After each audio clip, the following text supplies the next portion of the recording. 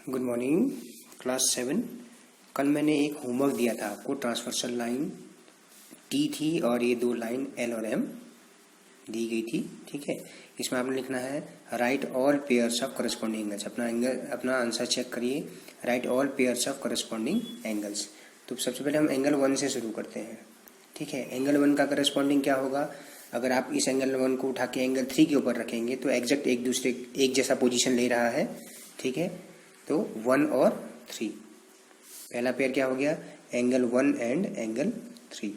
दूसरा pair angle 2 और angle 4। ठीक है, टोटल 4 पेयर बनते हैं करस्पॉन्डिंग एंगल्स के। एंगल 8 का करस्पॉन्डिंग एंगल 6। देखिए, ये लाइन एम और ट्रांसवर्सल की बाईं ओर है, लाइन एम के ऊपर की तरफ है, तो इसका रिलेटिव पोजीशन ये लाइन एल के बाईं तरफ और ऊपर की ओर है ना, बाईं तरफ और ऊपर की ओर, लाइन एल के ऊपर की ओर। तो ये दोनों क्या है? Corresponding pair. तीसरा पेयर हो गया एंगल 8 एंड एंगल 6। चौथा पेयर 7 और 5 का, एंगल 7 एंड एंगल 5। ठीक है, ये 4 पेयर बने।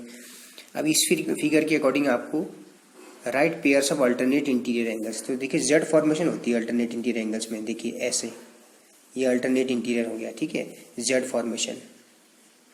ठीक है, इस तरह से। तो ये क्या है? अल्टरनेट इंटीरियर एंगल पेयर है। तो ऐसे 2 पेयर बनते हैं। ठीक है, 3 और 7 का और 2 और 6 का। तो एंगल 3 एंड एंगल 7 और दूसरा पेयर है एंगल 2 एंड एंगल 6 का।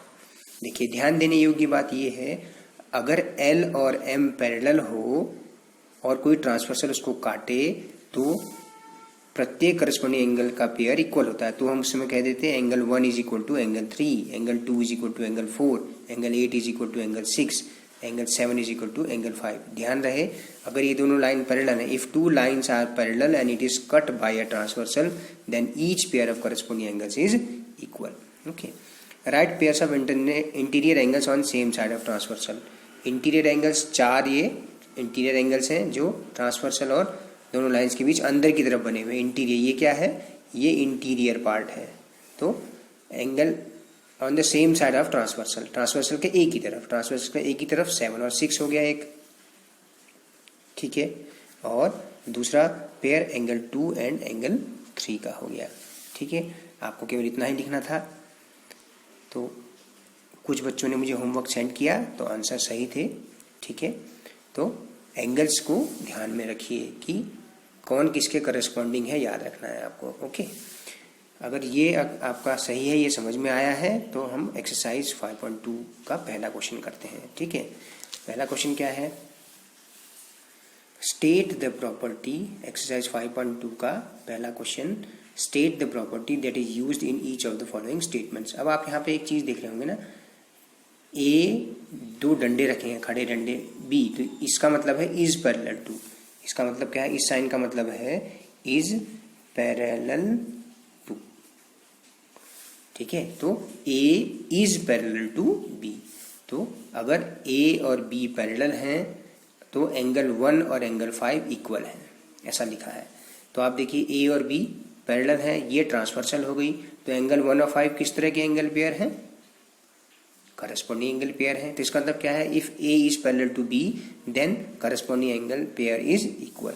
तो आप लिखेंगे इफ 2 लाइन्स आर पैरेलल,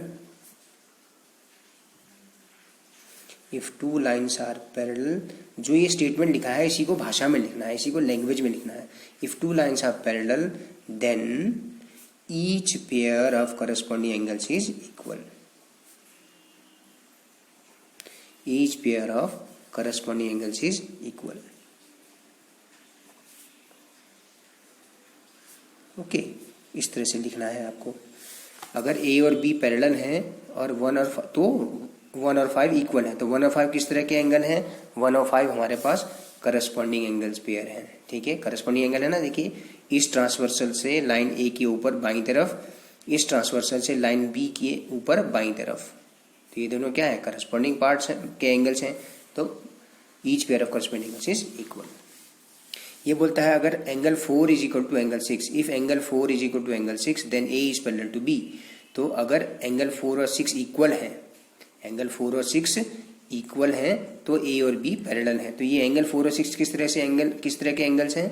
अब आप ध्यान से देखें, अल्टरनेट पार्ट में है इंटीरियर एंगल्स, अल्टरनेट पार्ट में, तो ये दोनों क्या है? अल्टरनेट इंटीरियर एंगल्स हैं।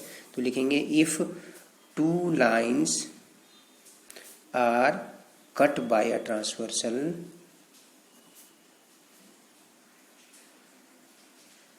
if two lines are cut by a transversal and a pair of alternate interior angles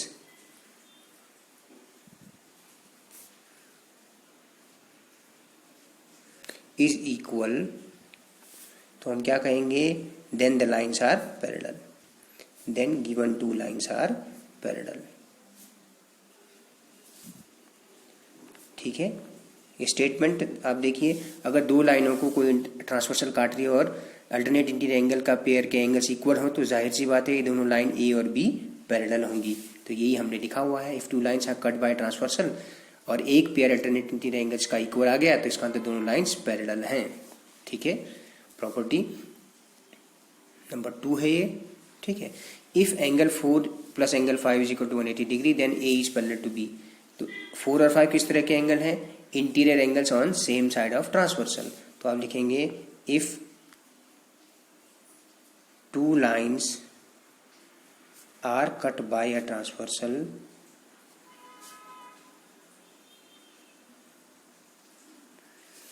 and sum of interior angles on same side of transversal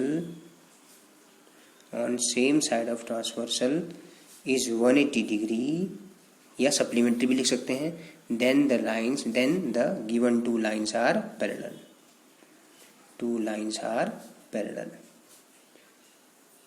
ठीक है। इसमें आप ध्यान दीजिए, जो हमें जो स्टेटमेंट दिया गया है उसी स्टेटमेंट को हमने वर्ड में लिखना है। तो एंगल 4 और 5 का सम, अगर if 4 + 5 is equal to 180 degree then A is parallel to B.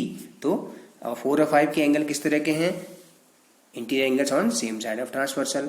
Sum of interior angles on same side of transversal is 180 degree, then the lines will be parallel।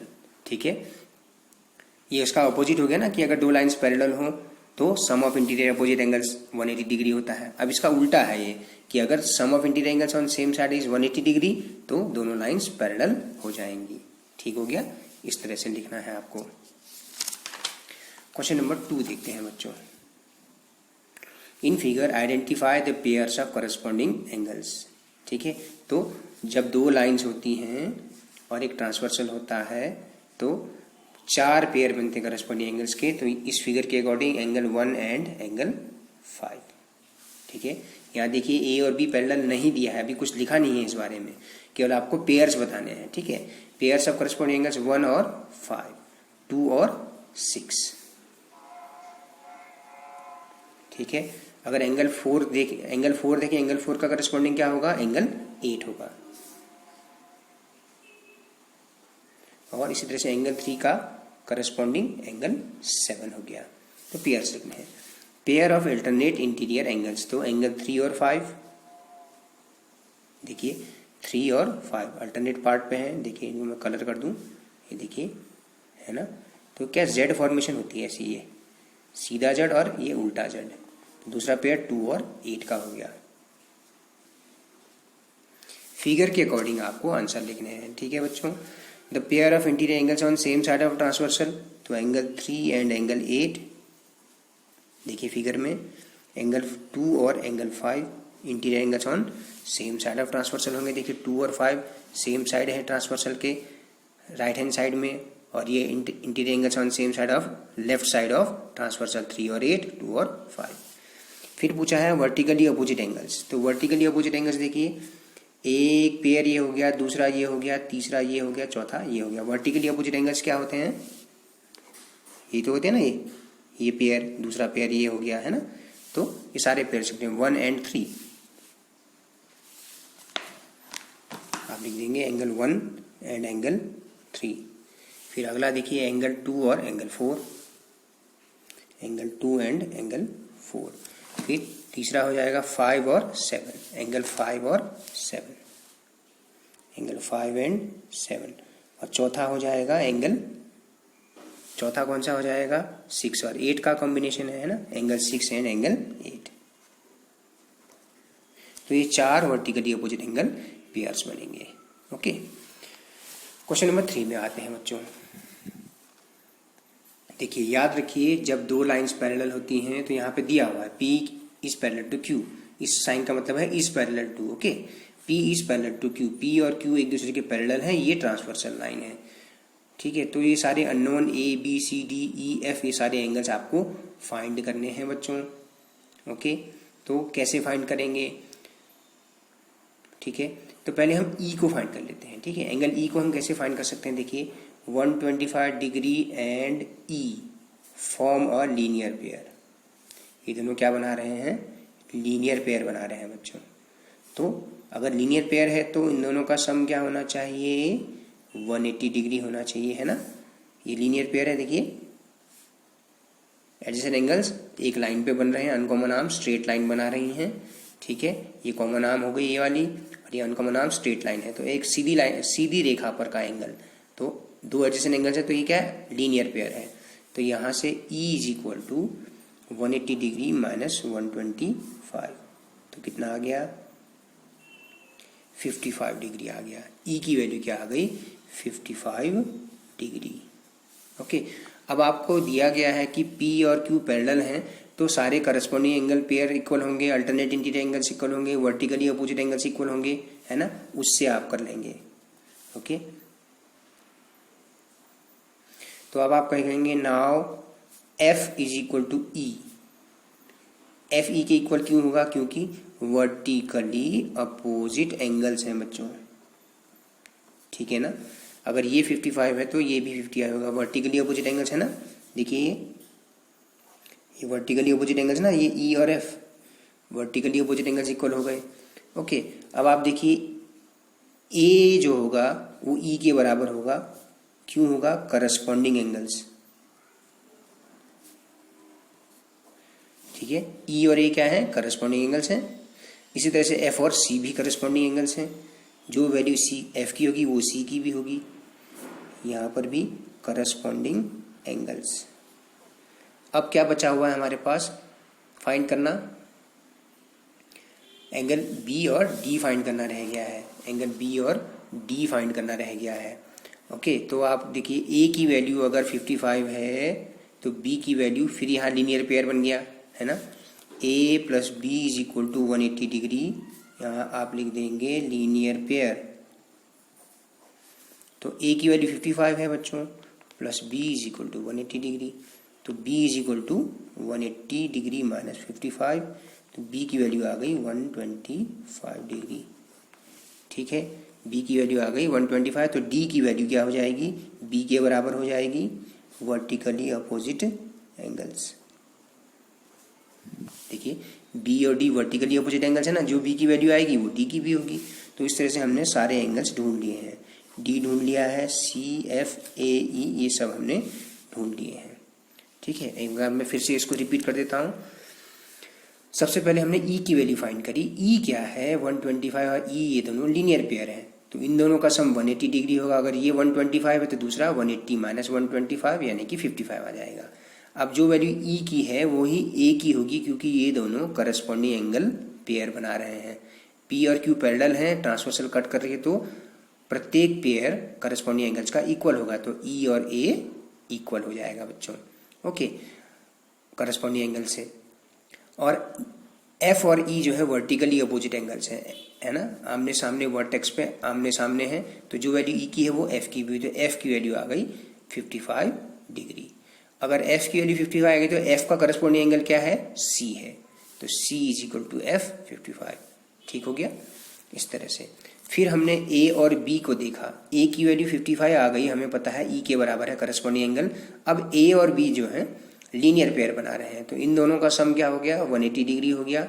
अगर ये 55 है तो ये 125 हो गया। फिर B और D ये दोनों करस्पॉन्डिंग, ये दोनों वर्टिकली अपोजिट एंगल्स हैं, तो D की वैल्यू B के बराबर हो जाएगी। ये अगर 125 है तो D भी 125 हो जाएगा। ठीक है, तो D भी 125 डिग्री आ जाएगा। तो इस तरह से इस क्वेश्चन को करना है। तो देखिए जो हमने 3 प्रॉपर्टीज़ हमने पढ़ी हुई हैं वो बड़ी ही इम्पोर्टेंट हैं। एक बार उनको देखिए, पढ़िए, बार बार पढ़िए और याद करिए तो ये क्वेश्चंस बनाने आसान हो जाएंगे। टाइप ऑफ एंगल्स अगर आपको पता हो तो आप कर सकते हैं।